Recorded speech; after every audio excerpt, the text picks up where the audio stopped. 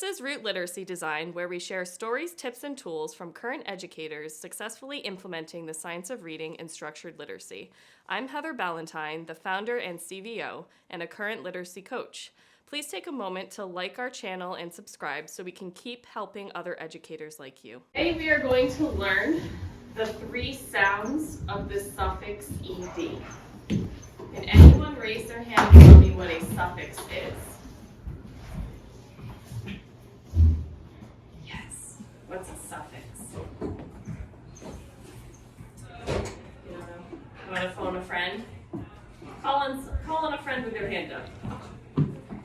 It's almost like an attachment at the end of the word that changes the meaning of the base part. That was so great. So we have a base, like the word rent, and then we have a suffix attaching to the base that can change the meaning or change its part of speech. Does anyone know what happens when we put ed onto a base? What does ed tell us? What's its job, Cole? Like past tense? Past tense. What does past tense mean? Yeah. It's like the time that happened in the past. It happened in the past. It already happened. So if I said I rented a boat, does that mean that I'm going to rent it tomorrow? No. What does it mean? I already did it, right? I already rented it. You don't know when. You might need to ask a follow-up question like, when? Last weekend? Last year? Like, you know, I might be like, oh, I rented a boat like 2 years ago. Very different from I rented a boat yesterday, right? So we're going to learn the 3 sounds of ed. And each of these words, ed has a different sound. Not only are we going to learn the 3 sounds, but we're going to learn why there are 3 sounds, okay? So let's go ahead. We already said that this is our base. I'm going to underline the base, and this is my suffix. I'm going to put a box around it so that it's just very clear. Let's go ahead and read the word. What? Rented. What's the sound? Rented. It's like ed. Ed. E. So the sound I hear ed saying is ed, right? Let's read this word. What's my base? Sail. Sail. And I'm going to go ahead and put a box around my suffix. I'll just read the whole thing. Sailed. What sound is ed making? Sailed. Duh. I hear the sound duh. So we do not give it this sound. We don't say sailed, right? And this one is not rent. So 2 different sounds going on. What's my base? Jump. Jump. And I'm going to box my suffix here. Let's say the whole word. Jump. Jump. What sound do we hear ed making? You hear that? But now we're going to talk about why. Why do we have these 3 sounds? This is actually to make our lives easier. It seems like it would be harder. Why don't we just have 1? But I'm going to prove to you it's to make our lives easier. So let's go ahead and let's make this sound. D.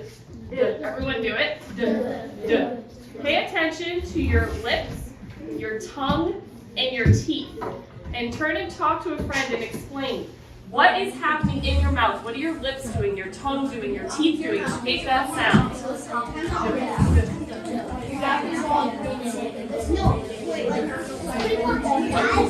Making that sound.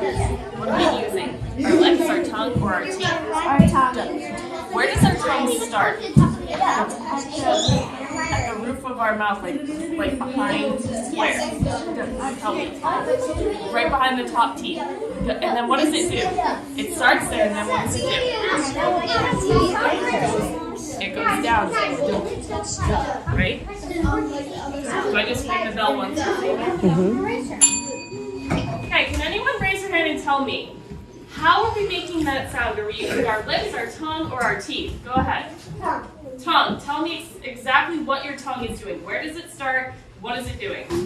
So it's pushing against your teeth, basically. It's like, is it against your teeth? No. Like, no. Tell me, like, do it again. Where is it? Oh, it goes back.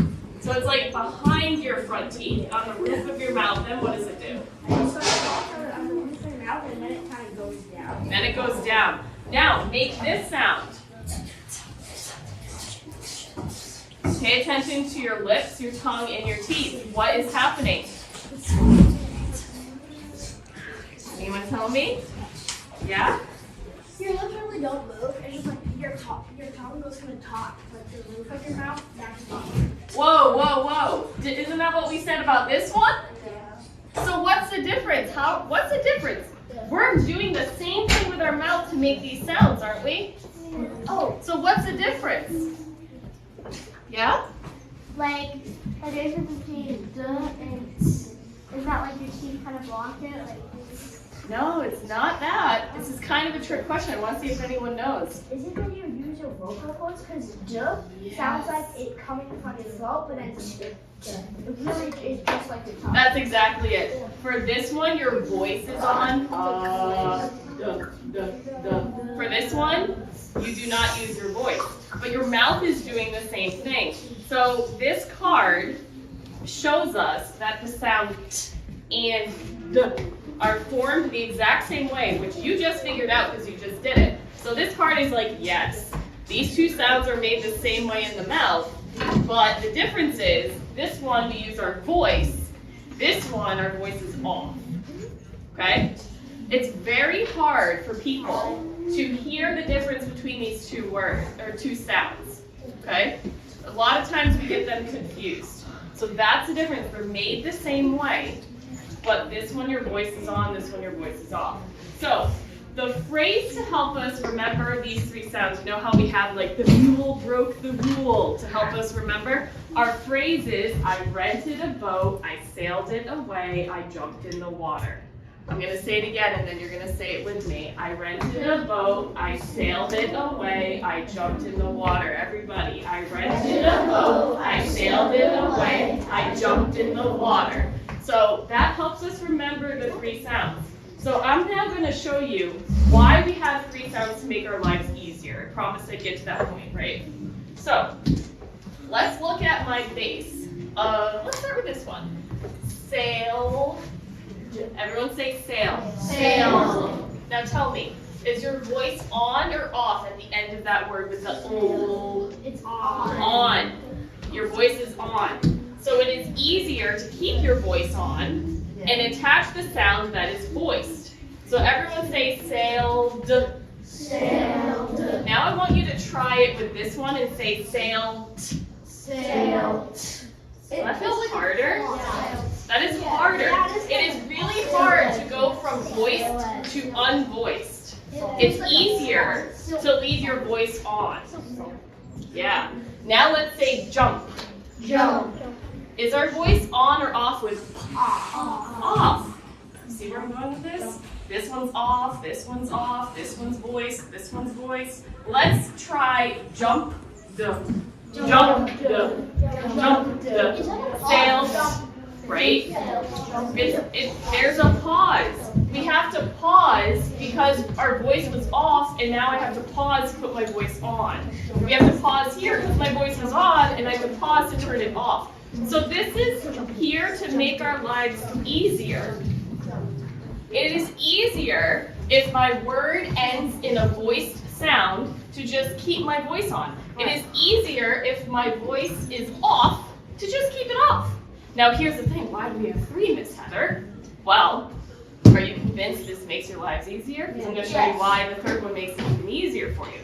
So, what letter does that end with? T. So, let's try to say rent with this sound. Ready? Rent. Rent. It's the same sound. Now let's try rent with this sound. Rent. Duh. Rent. Duh. Rent. Duh. Oh my goodness. I rent you. Can anyone figure out why we need this sound? It's hard to say, and so it's easier when you have a vowel sound in between, like rented, instead of rent. Yes. If my base ends in a T or a D, Right. I use this sound. Right. Because it's harder to say. Because it's harder to say rent and rent. So if I had a word that ended with a D, I would use blended. blended. Thank you, because I was trying to think of one and I couldn't.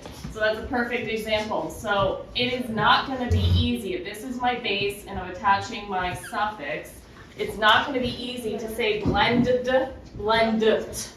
So this sound is only for words, base words that end in T or D, because it's easier to say with that vowel in it than it is to do these sounds. Did I convince you? Yeah. Awesome.